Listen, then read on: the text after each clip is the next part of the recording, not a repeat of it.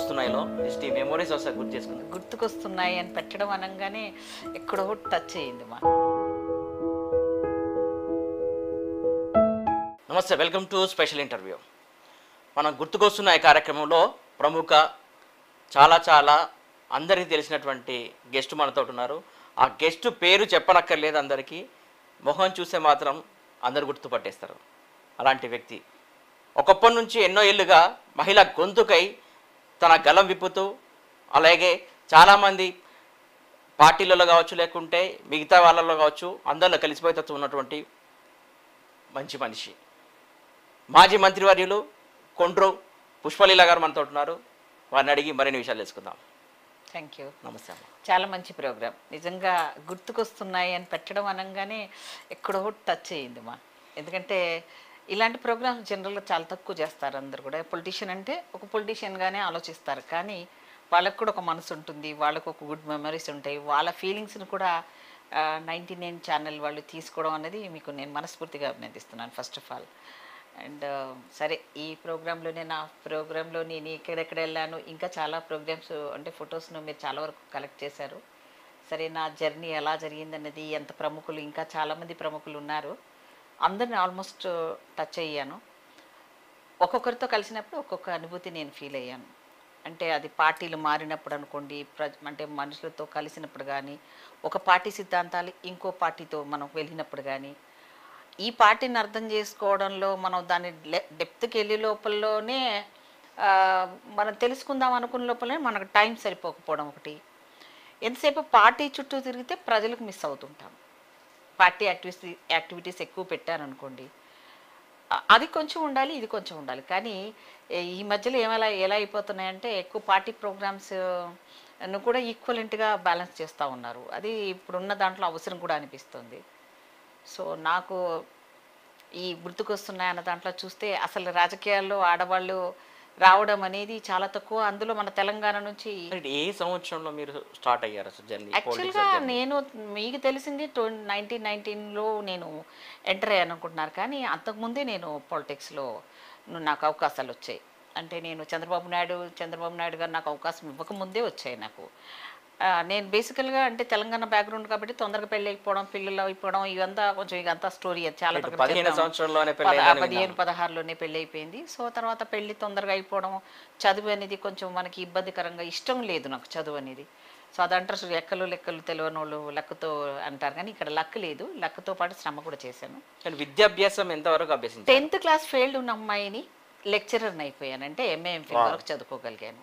దానికి కారణాలు అనేక ఉన్నాయిలేండి. అంటే ఒక చదువు అనే ఇంపార్టెంట్ పెద్దగా నేను పట్టించుకోలేని నా ఫ్యామిలీ బ్యాక్గ్రౌండ్లో ఫాదర్తో ఎక్కువ అటాచ్మెంట్, ఒక మగపిల్లోళ్ళగా పెరిగిన తత్వము, తెలంగాణలో ఆడపిల్లల లిమిటేషన్స్, అండ్ మామూలుగానే స్త్రీకి ఉండే అడ్డంకులు, ఈ ఫీల్డ్ వీళ్ళది, ఈ ఫీల్డ్ కాదు అనే దాంట్లో నుంచి డిఫరెంట్గా నేను పెరిగాను.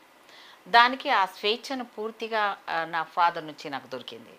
మేము 8 మంది సంతానమైనా, నేను సెకండ్ డాటర్నైనా, మా నాన్నకు నేను కొంచెం లక్కీ డాటర్ లాగాను, ఆయనలాగా ఉంటాను. Mummy contrast colour. అంత పెద్ద కుటుంబం, చాలా వసదైన కుటుంబం అని చెప్తూ ఉంటారు. ముఖ్యంగా ఇందులో సంధ్యా థియేటర్కి సంబంధించి ఏంటి మెమొరీస్? సంధ్యా థియేటర్లో నిజంగా మా మామయ్య గారు కంకర్ చంద్రయ్య గారు. ఆయన ఎలా అంటే మా పెద్ద అక్కయ్యను వాళ్ళ పెద్ద అబ్బాయికి ఇచ్చాం. సో మా కమ్యూనిటీలోనే ఈరోజు అదానీ అంబానీల గురించి ఏమో కానీ, టాటా బిర్లాల గురించి మాకు తెలియదు, కానీ మా కమ్యూనిటీలో, ఒక మాదిక కమ్యూనిటీలో కంకర్లు కొట్టి అక్కడి నుంచి ఆయన ఎట్లా ఎదుగుతూ ఒక 9 నెంబర్, అంటే ఆర్థికవేత్తల్లో ఆర్థికంగా స్ట్రాంగ్గా ఉన్న వాళ్ళలో ఆయన కూడా ఒక 1 ఆఫ్ ద మెంబర్, అంటే శ్రీమంతుల లిస్టులో. అందులో మళ్ళీ ఆయన చదువురాని వ్యక్తి అయినా కూడా అసలు అంగుటి మారే లెక్కలు కూడా రావు ఆయనకి, చదువే రాదు, సంతకం పెట్టడం కూడా చాలా ఇదిగా నేర్చుకున్నాడు ఆయన. అలాంటి వ్యక్తి ఆయన మా అక్కే వాళ్ళ అబ్బాయి పెద్ద అబ్బాయికి మా అక్కేని ఇవ్వడము, అండ్ ఆయన 11 సినిమా థియేటర్స్ నిర్మించడం అనేది అసలు హిస్టారికల్. అసలు ఆ ఫీల్డ్ని ఎవరు టచ్ చేయరు. ఆయన కూడా నాలాగే ఆలోచించాడు, సంథింగ్ డిఫరెంట్గా ఉండాలనుకున్నాడు. అందరూ రొటీన్గా ఏదో చేస్తారు కదా, ఎవరైనా మీరు చూడండి సక్సెస్ చేసిన వాళ్ళు, సక్సెస్ స్టోరీస్ చూస్తే అందరూ చేసింది వెళ్ళరు. వాళ్ళు డిఫరెంట్గా ఆలోచిస్తారు, డిఫరెంట్గా చేస్తారు. కొంతమంది సక్సెస్ అవ్వరు, నాలాంటి వాళ్ళు ఆయన లాంటి వాళ్ళు కొంతమంది సక్సెస్ అయ్యారు.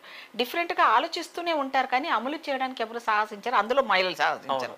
కానీ నేను అది ఎందుకు, అది సినిమాలు అంటారు అది ఎందుకు ఎందుకు ఎలా ఏమిటి అని ఏంటి అని బాబుమోహన్ టైప్లో అది ఎందుకు అనే ప్రశ్న నాతో రానే రాదు. వచ్చిందంటే దాని వెనకాల వెళ్తాను, ఇంకా డెప్త్లోకి వెళ్ళిపోతాను. సరే ఇది కాదు అన్నదాన్ని ఎందుకు కాదు అనుకుంటాను, దాని వెనకాల వెళ్ళిపోయి దాన్ని మొత్తం ఎవరు ఏంటి అనేది మొత్తం కనుక్కొని వస్తాను. అది నాకు అది సాధ్యం కాదు అని తెలిసినా ఎందుకు సాధ్యం కాదు అని దాని వెనకాల పరిగెడతాను. ఇదే విషయం మహిళలకు సంబంధించి చాలా సార్లు ఫైట్ చేశారు.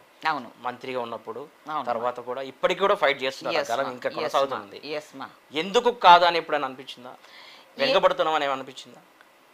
అంటే ఫైటింగ్ అనేది ఎలా ఉంటుందంటే, ఇప్పుడు దేవుడు అనేది సృష్టిలో పెట్టింది. అది నువ్వు అమ్మ కడుపులో నుంచి పుట్టాం కదా, నువ్వు ఆడపిల్లవని పుట్టమని మేము రాసుకొని పుట్టలేదు, మగపిల్లడని రాసుకోమని మగపిల్లలు పుట్టలేదు. కడుపులో నుంచి వచ్చినప్పుడు సృష్టి ధర్మంలో స్త్రీని కొంచెం నాజుగ్గా తయారు చేయడము శరీరతత్వంలో తక్కువే, కానీ మిగతా అన్నిట్లో కూడా కంపేర్ చేస్తే దేనికి కాదు కదా, ఈక్వలే ఉన్నాం కదా. ఇప్పుడు మీకు ఎన్నో చూస్తూనే ఉన్నాం కదా, ఆకాశంలో సగమైనట్టుగా ఏదన్నా చంద్రమండలానికి వెళ్తున్నాము, ఏదన్నా సాధిస్తున్నాము. ఒకప్పుడు స్త్రీ దీనికే ఈ ఫీల్డ్లోనే స్త్రీలు ఉండాలి అన్నదానికి ఇప్పుడు మార్పు వచ్చేసింది. ఆ మార్పుకు అనుగుణంగా మనం మారుతున్న కొద్దీ ఇంకా కూడా సాంప్రదాయము ట్రెడిషను ఇలా ఉండాలి అని పెట్టే ఏవైతే సిస్టమ్స్ ఉంటాయో అది మగవాడికి మాత్రం సేఫ్ సైడ్గానే ఉన్నాయి తప్ప స్త్రీకి లేవు అన్న భావనలో నేను ఉంటాను. అలానే నేను ఫెమినిస్ట్ను కాదు. నేనేమంటానంటే, నేను నా పిల్లల్ని పెంపకంలోనే ఇద్దరికి ఈక్వల్గా పని చెప్పాలి, అంతేగాని నువ్వు ఆడపిల్ల పని చేయి నువ్వు మగపిల్లడు పని చేయని చెప్పలేదు. ఇద్దరు పని చేస్తున్నావు, చెల్లి ఆ పని చేస్తుంది, నువ్వు అన్నగా నువ్వు ఈ పని నువ్వు చేయాలని ఆ రకంగా చిన్నప్పటి నుంచి తల్లిలు ఎప్పుడైతే ట్రైనింగ్ ఇస్తారో అప్పుడు ఆటోమేటిక్గా మగపిల్లోడికి నేను గొప్ప అన్న సుపీరియర్ క్వాలిటీస్ రావు. ఎప్పుడైతే ఆ డిఫరెన్సెస్ని నేను మా ఫాదర్ నుంచి నాకు ఆ తేడా లేకుండానే పెరిగిపోయాను కాబట్టి నాకు అలవోకగా ఎక్కడికైనా వెళ్ళాలన్నా ఎవరితోనన్నా మాట్లాడాలన్నా భయం అనేది స్త్రీతత్వం, కానీ ఆ భయం అనేది నాకు లేదు. సో ఇవన్నీ నాకు చిన్నప్పటిది బాగా గుర్తుకొస్తుంటుంది. ఇప్పుడే జస్ట్ నేను కార్లో వచ్చేటప్పుడు అనుకోకుండా నేను మా ఫాదర్ గురించి మాట్లాడడము, నాకు జనరల్గా అందరూ ఆడవాళ్ళు ఎట్లా ఉంటారంటే, ఇప్పుడు పొలిటీషియన్స్కి నేను చూస్తూ ఉంటాను, వాళ్ళ బ్యాక్గ్రౌండ్ ఏంటంటే ఒకటి కులపరంగా హై లెవెల్లో అప్పర్ కాస్ట్ ఉండే ఎక్కువ మంది ఉంటారు, అండ్ రెండోది ఆర్థికంగా బాగున్న వాళ్ళే రాజకీయంలో ఉండేవాళ్ళు ఉంటారు. 10% 20% మాత్రమే నాలాగా స్ట్రగుల్ చేసిన వాళ్ళు, ఏదో కొన్ని పార్టీ సిద్ధాంతాల్లో ఉన్నవాళ్ళు, ఇప్పటికి కూడా ఇల్లు లేని వాళ్ళు కూడా ఉన్నారు, ఎమ్మెల్యేలు కూడా ఉన్నారు. కానీ వాళ్ళకి ఏంటంటే ఇంట్లో సపోర్టింగ్ ఉంటుంది. ఎలా అంటే అన్ని రకాలుగా సపోర్ట్ ఉంటుంది. సపోజ్ ఒకసారి ఒక స్త్రీ ఓడిపోయింది అనుకోండి ఎలక్షన్లో, ఒక ఆమె ఎమ్మెల్యేగా ఒకసారి గెలిచింది, రెండోసారి ఓడిపోయింది అనుకోండి, కొన్ని ఫ్యామిలీస్ ఏంటంటే ఎన్నిసార్లైనా ఓడిపోయినా సరే సపోర్ట్ చేసే ఫ్యామిలీస్ అప్పర్ కాస్ట్లలో ఉంటాయి.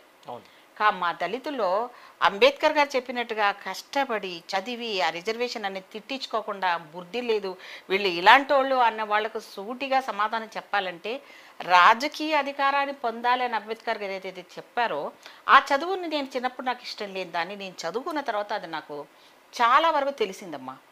సో ఎప్పుడైతే నేను వెళ్ళానో అవతల వాళ్ళకి నేను పోటీ అయిపోయాను అన్ని రంగాల్లో. అంటే అది ఈ ఫీల్డ్ ఆ ఫీల్డ్ అని కాదు. ఫర్ ఎగ్జాంపుల్ నేను ఇప్పుడు వచ్చేటప్పుడు మాట్లాడాను, ఇప్పుడు అందరికీ ఏంటంటే కారు రెడీ అయినాక కూర్చుంటారు మహిళలు, అదర్ కాస్ట్ వాళ్ళు, అదర్ ఫైనాన్షియల్ స్ట్రాంగ్ ఉన్నవాళ్ళు, అన్ని రకాలుగా ఉన్నవాళ్ళు. ఆవిడకి ఏమీ తెలీదు, అంటే వెహికల్లో ఉన్న ప్రాబ్లం తెలీదు, ఫైనాన్షియల్ ప్రాబ్లమ్స్ తెలీదు, ఇంట్లో వంట చేసే వాళ్ళ దగ్గర నుంచి ఆమె ఏం లేదు, జస్ట్ ఆమె పొలిటిక్సే ఆడే ఫ్యామిలీ చాలా ఎక్కువ అయిపోయారు. అంటే ఒక బిజినెస్ని కాపాడుకోవడం కోసము భార్యనో భర్తనో ఎవరో ఒకరు ఉండాలి కాబట్టి అలా పంపించే వాళ్ళు కొందరైతే, వారసత్వంతో వచ్చిన వాళ్ళు కొందరైతే, ఎవరూ లేకుండా ఎందుకు నేను సంథింగ్ డిఫరెంట్గా ఉండకూడదు, నాకు ఫైటింగ్ ఎందుకు రాకూడదు, నేను ఎందుకు చేయకూడదు అని నేను అలా వెళ్ళాలనుకున్న దాంట్లో నా జీవితంలో పడ్డ కష్టాలే నన్ను అంత స్ట్రాంగ్గా తయారు చేశాయి. ఒక పక్కన నా తండ్రితో నేను నడిచిన ప్రతి మూమెంటు, అంటే మెకానిక్ షాప్ దగ్గర నుంచి కూడా మా నాన్న నన్ను పక్కన తీసుకెళ్తే, మాకు ట్రాన్స్పోర్ట్ బిజినెస్ మా నాన్నది, అందులో పార్ట్స్ దగ్గర నుంచి మా నాన్న కొనేటప్పుడు నేను అబ్జర్వ్ చేసేదాన్ని. జనరల్గా ఏమంటారు, ఇప్పుడు కార్ నేను ఉన్నాను అనుకోండి, కార్ని నేను సర్వీసింగ్ పంపించాలి, పొలిటీషియన్స్ ఏం చేస్తారు, కార్ ఇచ్చేసి పంపించేస్తారు, వాడు సర్వీస్ ఏం చేస్తున్నాడో వాడి కోసం వచ్చేంత వరకు మనం చూసాలి. నేను అలా కాదు, నేను చిన్నప్పటి నుంచి ఏ పని జరుగుతున్నాడు, వంట అవనివ్వండి, మెకానిక్ అవ్వండి, పాండవ్వని, ఏదైనా సరే నేను వాని పక్కన కూర్చునే అవకాశం దొరికిందంటే వాడిని 100 ప్రశ్నలు అడుగుతా, ఇందులో ఏ క్యామిలాయా అని వాడి బుర్ర తిని, అది తెలుసుకోవాలని అవసరం లేకపోయినా నాకు ఏదో క్యూరియాసిటీ ఉంటుంది. ఓకే. ఇప్పుడు వంట చేసేవాడు కూడా అన్ని వేస్తాడు, ఒక వస్తువు మాత్రం మనకు చెప్పడు. అలా చేస్తారు. అది కూడా నేను మంచి మాటల్లో పెట్టి నేర్చుకోవడం. నేను ఓన్గా చేసింది, నాకు తెలియని వంట కూడా తెలియదు అప్పుడు. కానీ ఆటోమేటిక్గా అలాంటివన్నీ చూడడం వల్ల కొన్నిసార్లు ఎక్స్పెరిమెంట్ చేసుకుంటూ తర్వాత